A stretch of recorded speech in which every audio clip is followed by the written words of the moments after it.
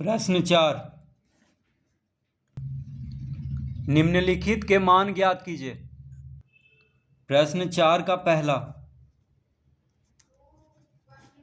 -3 का घात 6, तो इसका मान ज्ञात करना है। तो -3 का घात 6 है, तो इसको हम लिख लेंगे -3 गुना -3 गुना -3 गुना -3 गुना -3 गुना -3। तो -3 का घात 6 है, इसीलिए 6 बार इसको गुना करके लिख लेंगे। अब इसको गुना कर देंगे। देखिए 3 तिहाई 9, 9 तिहाई 27, 27 तिहाई 81, 81 और 3 गुना 3 9, यानी 81। तो ये हो जाएगा 729। 81 नमा 729। देखिए 3 तिहाई 9, 9 तिहाई 27, 27 तिहाई 81 और इधर हो गया 3 तिहाई 9, तो 81 नमा 729, यानी -3 का घात 6 हो जाएगा 729। अब देखिए -3 पे जो घात है वो 6 है। 6 क्या है? सम संख्या है। 6 क्या है? सम संख्या है, यानी माइनस जो है 6 बार माइनस आया है। ठीक है, क्योंकि 6 बार -3 को गुना किया गया है, तो 2 माइनस मिल के प्लस हो जाता है। ठीक है, तो 6 क्या है? सम संख्या है। सम संख्या वैसी संख्या होती है जो 2 से विभाजित हो जाती है।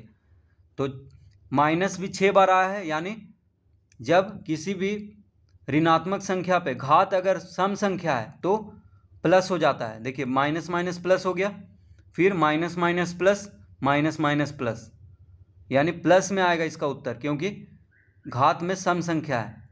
तो 729 इसका उत्तर होगा। -3 का घात 6 बराबर 729। दूसरा, -5 का घात 5, तो -5 को 5 बार गुना करेंगे।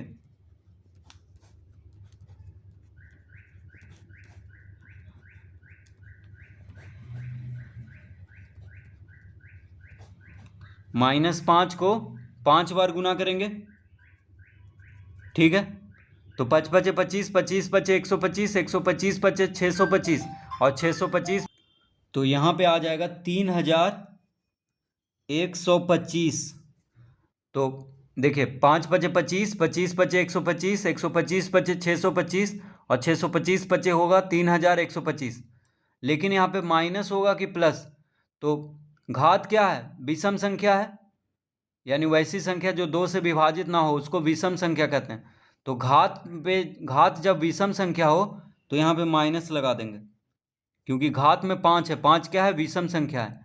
तो ऋणात्मक संख्या पे जब घात विषम संख्या होता है तो माइनस यहाँ पे लगा देते हैं, क्योंकि 5 बार माइनस आया है तो 2 माइनस मिलके प्लस हो जाता है। देखिए minus minus plus, minus minus plus, एक माइनस बच गया तो यहाँ पे माइनस लगा देंगे। तो -3125 इसका उत्तर होगा। तीसरा, -7 का घात 5, तो यहाँ पे -7 को 5 बार गुना करेंगे।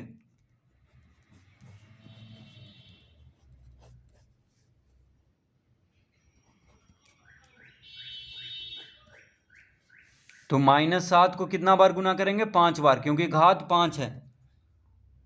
अब जब घात में विषम संख्या है, देखिए ऋणात्मक संख्या पे घात क्या है? विषम संख्या है, तो इसका उत्तर माइनस में ही आएगा, क्योंकि 2 माइनस मिलके प्लस हो जाता है। देखिए minus minus plus, minus minus plus, एक माइनस बच गया। तो घात में जब विषम संख्या हो ऋणात्मक संख्या पे तो माइनस में उत्तर आएगा। अब गुना कर लेंगे। 7 सत्ते 49, 49 सत्ते 343 और 343 हो गया यहाँ तक। अब देखिए 7 सत्ते 49, तो 343 गुना 49 हो जाएगा 16,807, यानी -16,807 इसका उत्तर होगा। तो -7 का घात 5 हो जाएगा -16,807।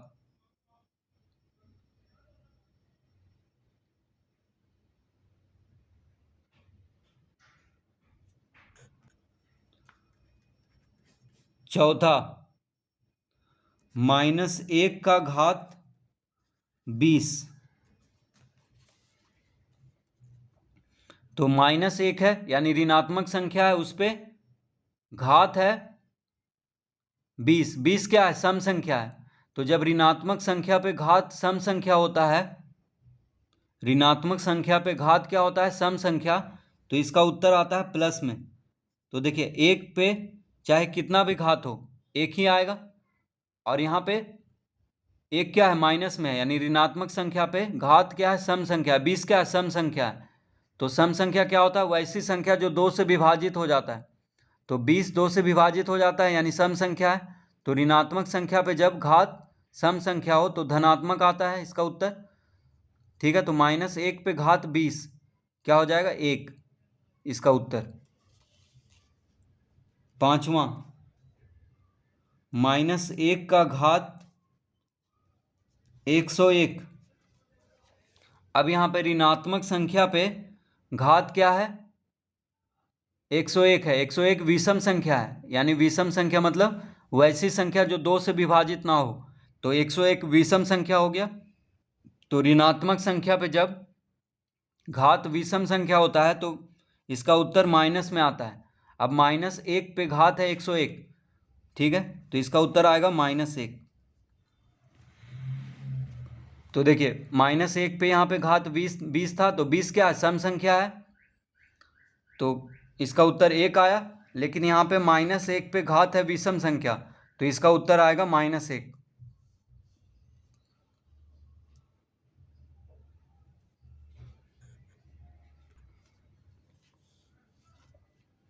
प्रश्न 5, निम्नलिखित को प्रसारित रूप में लिखिए। प्रश्न 5 का पहला, p का घात 6 और q का घात 3। तो इसको प्रसारित रूप में लिखना है। तो p का घात 6 है, ठीक है, यानी p को 6 बार गुना करना है। p गुना p गुना p गुना p गुना p गुना p।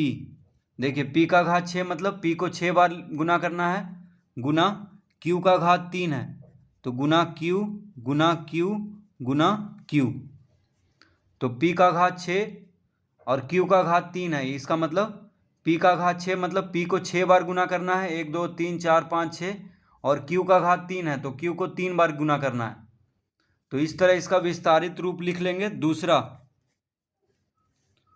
7 m का घात 4 और n का घात 2। तो इसका उत्तर आ जाएगा 7 गुना, अब देखिए m का घात 4 है यानी m को 4 बार लिखना है गुना करके। देखिए, m को 4 बार लिख लिए, गुना n का घात 2 है यानी n को 2 बार लिखना है। तो 7 का घात, ये 7 m का घात 4 n का घात 2 का विस्तारित रूप हो जाएगा 7 गुना m गुना m गुना m गुना m गुना n गुना n। तीसरा, t का घात 3 और s का घात 6।